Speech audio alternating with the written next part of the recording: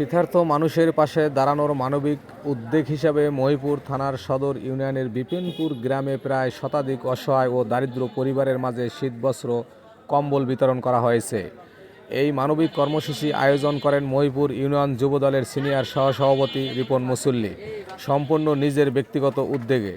কম্বল বিতরণ অনুষ্ঠানে উপস্থিত ছিলেন মহিপুর থানা বিএনপির সাংগঠনিক সম্পাদক শহীদ হাওলাদার, থানা বিএনপির যুগ্ম সাধারণ সম্পাদক কুদ্দুস শিকদার, মহিপুর থানা যুবদলের সাধারণ সম্পাদক মিজানুর রহমান পেদা, মহিপুর সদর ইউনিয়ন যুবদলের সভাপতি মনির মুসল্লি, যুবদল নেতা লিমন খান, মহিপুর সদর ইউনিয়ন যুবদলের সাংগঠনিক সম্পাদক তামিম ইসলাম, বিপিনপুর ৪ নম্বর ওয়ার্ডের যুবদল সভাপতি নাসির মুসল্লি এবং বিশিষ্ট সমাজসেবক শাহিন হাওলাদার।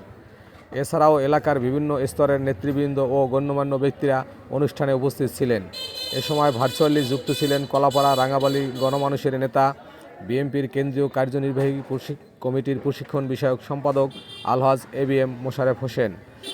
তিনি উদ্যোক্তাদের এই মানবিক উদ্যোগকে স্বাগত জানান এবং শীতবস্ত্র বিতরণ কার্যক্রমে সম্পৃক্ত সকলের প্রতি কৃতজ্ঞতা প্রকাশ করেন।